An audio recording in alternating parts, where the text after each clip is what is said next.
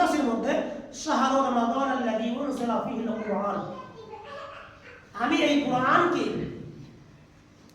অবতীর্ণ করেছি রমজান মাসে, হুদাল লিন-নাস, মানুষের হেদায়েতের জন্য, মানুষকে সঠিক পথ দেখানোর জন্য, মানুষকে সঠিক পথে নিয়ে আসার জন্য। ওয়া বাইয়িনাতিন মিনাল হুদা ওয়াল ফুরকান, কোরআন এমন একটা কিতাব যে কিতাব সত্য মিথ্যা পার্থক্য করতে পারে। যে কিতাব পড়লে, যে কিতাব জানলে, যে কোরআন পড়লে আপনি সত্য মিথ্যা পার্থক্য করতে পারবেন, জানতে পারবেন।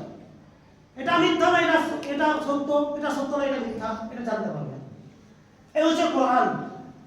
তামাম শাহিদা মিনকুম শাহরা ফালিয়াসুম, কাজেই তোমাদের মাঝে যখন এই রমজান মাসটা আসবে তখন জানো তোমরা সিয়াম করো, রোজা রাখো। এটা আল্লাহ সুবহানাহু ওয়া তাআলা বললেন। তাহলে অত আয়াতে কি বললেন? যে আমি কোরআনকে অবতীর্ণ করেছি রমজান মাসে, কিসের জন্য? মানুষকে সঠিক পথ দেখানোর জন্য, হেদায়েত, সঠিক পথে নিয়ে আসার জন্য।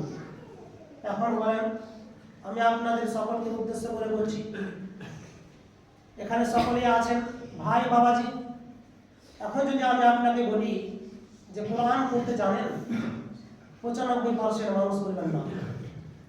সহি শুদ্ধভাবে একজন থেকে দুইজন কোরআন পড়তে পারবে না, এরকম আমার মনে হচ্ছে। সহি শুদ্ধভাবে কোরআন তো দূরের কথা, সূরা ফাতিহাটা সহি শুদ্ধভাবে পড়ে দেখে দেন আমার সামনে, তাহলে একজন থেকে দুইজন পড়তে পারবেন না সন্দেহ আছে। তাহলে চিন্তা করে আপনাকে আবার যদি জিজ্ঞাসা করি বাংলা কতজন পড়তে পারেন? 95% মানুষ বলেন বাংলা আমি পড়তে পারি। যুবক, তুমি বাংলা পড়তে পারো, কোরআন পড়তে পারো না, লজ্জা লাগে না? তোমার বাবা তোমাকে কষ্ট করে টাকা পয়সা খরচ করে টিউশনে দিয়েছে বাংলা ইংলিশ পড়ার জন্য। বাংলা ইংলিশ যদি পড়তে না পারো, ঠিকানা লিখতে না জানো, তোমার বাপের লজ্জা লাগে? তোমার বাপের লজ্জা হয়? তোমার বাপের শরম লাগে? আর তুমি যখন মুসলমানের বাচ্চা কোরআন পড়তে জানো না, তখন তোমার বাপের লজ্জা লাগে না? তখন তোমার বাপের লজ্জা লাগে না? হাজার হাজার টাকা খরচ করে আপনি আপনার সন্তানকে টিউশনে পড়িয়েছেন জেনারেল শিক্ষা দেওয়ার জন্য, এই দুনিয়াবি শিক্ষা দেওয়ার জন্য হাজার হাজার টাকা খরচ করে পড়াচ্ছেন।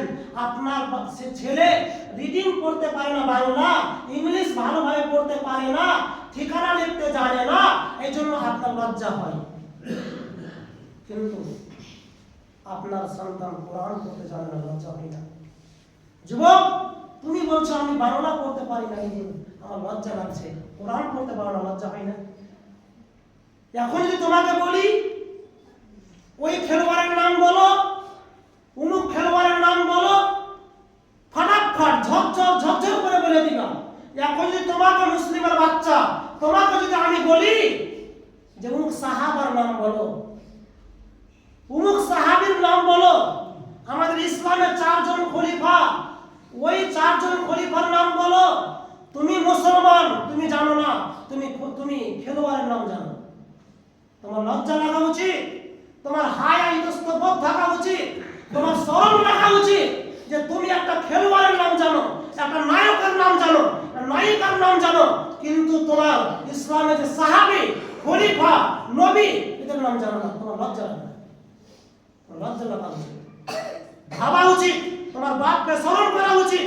শুনেন একটা কথা, এখানে গুরুত্বপূর্ণ কথা বলছি, যে আপনি বাপ মা যদি আপনার টার্গেট, আপনার উদ্দেশ্য, যদি আপনার ধারণা, চিন্তাধারা এইটুকু না থাকে যে আমার সন্তানকে জন্ম দিয়েছি, আমার সন্তান কোরআন শিখবে, আমার সন্তান পরহেজগার হবে, আমার সন্তান ঈমানদার হবে, আমার সন্তান পাঁচওয়াক্ত নামাজি হবে, আমার সন্তান ভালো হবে, আমি যখন মারা যাব আমার সন্তান আমাকে সামনে রেখে আমার জানাজা পড়িয়ে দিবে।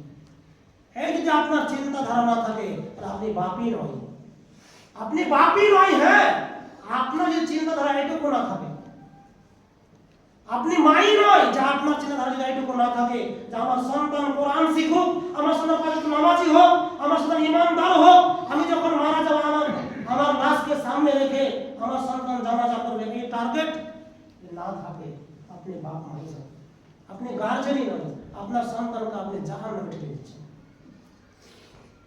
এই নাকি আপনার সন্তানকে আপনি ভালোবাসেন।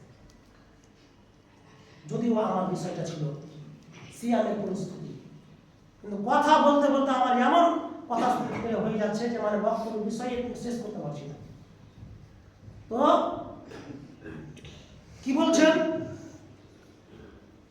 হাদিসের মধ্যে, সহিহ বুখারীর হাদিস, উসমান রাদিয়াল্লাহু তাআলা হতে বর্ণিত যে নবী সাল্লাল্লাহু আলাইহি সাল্লাম বলেছেন, সহিহ বুখারী 5027 নম্বর হাদিস, খায়রুকুম মান তাআল্লামাল কুরআন ওয়া আল্লামা, মানুষের মধ্যে উত্তম মানুষ ওই যে নিজে কোরআন শিখে অপরকে শিক্ষা দেয়, যে কোরআন নিজে শিখে অপরকে শিক্ষা দেয়, ওই হচ্ছে উত্তম ব্যক্তি। আমি কোরআন জানি, আমি যদি আপনাকে কোরআন শিক্ষা দিই, আমি যদি মারা যাই, আমি কবরে চলে যাই, আপনি যতদিন কোরআন পড়বেন আমার কবরে ওই নেকি পৌঁছাতেই থাকবে। এই হচ্ছে আমার দাম, এই হচ্ছে আমার দাম। আমি আপনাকে জেনারেল শিক্ষা করতে নিষেধ করছি না। আপনি আপনার সন্তানকে ডাক্তার বানান, ইঞ্জিনিয়ার বানান, প্রফেসর বানান, আমার কোনো এ নিয়ে চিন্তা নেই, কিন্তু আপনার সন্তানকে কোরআন শেখাতে পারছেন না, এটাই আমার দুঃখ, এটাই আমার চিন্তা। যে আপনি মুসলমান হয়ে, আপনার সন্তান মুসলমান হয়ে কি করে ফজরে ঘুমিয়ে থাকতে পারে? আপনার সন্তান মুসলমানের বাচ্চা কি করে সকালে 8টায় ঘুম থেকে উঠতে পারে? বলেন। যেটা বলছিলাম, খায়রুকুম মান তাআল্লামাল কুরআন ওয়া আল্লামা, মানুষের মধ্যে উত্তম মানুষ হচ্ছে ওই যে নিজে কোরআন শিখে অপরকে শিক্ষা দেয়। আপনাকে তো বললাম যে আপনারা কোরআন পড়তে পারবেন না, 95% মানুষ কোরআন পড়তে জানেন না, বাংলা ঠিকই ঝরঝরে করে মুখস্থ আছে। যখন সন্তানটা ইংলিশ পড়তে পারে তখন আপনার গর্ব হয়, আপনার সন্তান বাংলা পড়তে পারে আপনার গর্ব হয়, আপনার সন্তান কোরআন পড়তে জানে না আপনার লজ্জা হয় না, আপনার শরম হয় না? এখন এরকম যুবক আছে এখানে বসে যারা কোনো খেলা দেখতে গিয়ে খেলোয়াড়দের সাথে ছবি তুলে, খেলোয়াড়দের সাথে ছবি তুলে ওটাকে ডিপিতে লাগায়, ডিপিতে লাগায়, না হয় স্ট্যাটাসে দেয়, তাতে আপনার ফেসবুকে হোক ইনস্টাগ্রামে আমি দেখতে পাই। এইসব ছেলেগুলো ওদের সাথে ছবি তুলে কি করে, স্ট্যাটাস দেয় বা ডিপিতে লাগায়, যারা হচ্ছে ইহুদি খ্রিস্টান। তোমাকে আমাকে পেলে কচু কাটা করবে, হে তোমাকে তোমার মতো আমার মতো মুসলমানকে পেলে কচু কাটা করবে। ওদের সাথে তুমি ছবি তুলে তুমি ফেসবুকে স্ট্যাটাস দাও, এই হচ্ছে তুমি মুসলমানের বাচ্চা, এই হচ্ছে তুমি মুসলমান। তাহলে রাসূল সাল্লাল্লাহু আলাইহি সাল্লাম বলছেন, আবু দাউদের হাদিস, এটা হাসান সনদে বর্ণিত আছে, হাসান সহিহ। তো আবু দাউদের 4031 নম্বর হাদিস, রাসূল সাল্লাল্লাহু আলাইহি সাল্লাম বলেছেন, ইবনে উমর হতে বর্ণিত, যে মান তাশাব্বাহা বিকওমিন ফাহুয়া মিনহুম, যে বেজাতিদের অনুসরণ করবে, যে বেজাতিদেরকে সাদৃশ্য অবলম্বন করে চলবে, সে তাদেরই দলভুক্ত হবে। যুবক, তোমাকে বলছি, তোমার যদি আজকে ওই খেলোয়াড়টা আইডল হয়, যদি তোমার আজকে ওই খেলোয়াড়টা বন্ধু হয়, ওই ইহুদিটা, ওই হিন্দুটা, ওই খ্রিস্টানটা যদি তোমার বন্ধু হয়, তোমার কাল কিয়ামতের দিনে ওর সাথে উঠতে হবে। যুবতী বোন, তোমাকে বলছি, তুমি যদি মনে করো অমুক নায়িকা অমুক ভাবে ভুরু ফেরাপ করে, অমুক নায়িকা অমুক ভাবে চুল সেভ করে, অমুক নায়িকা অমুক পোশাক পরে, যদি এই চিন্তাধারা রেখে তুমিও করো, তাহলে কাল কিয়ামতে তোমাকে ওর সাথে জাহান্নামে যেতে হবে, ওর সাথেই উঠতে হবে। আশা করি বুঝাতে পেরেছি। তাহলে যুবক, তোমাকে এতটুকু বুঝতে হবে যে তুমি যাকে আইডল মেনে চলো, যাকে তুমি অনুসরণ করো, এই তোমার বন্ধু হতে পারে না, এই তোমার শত্রু।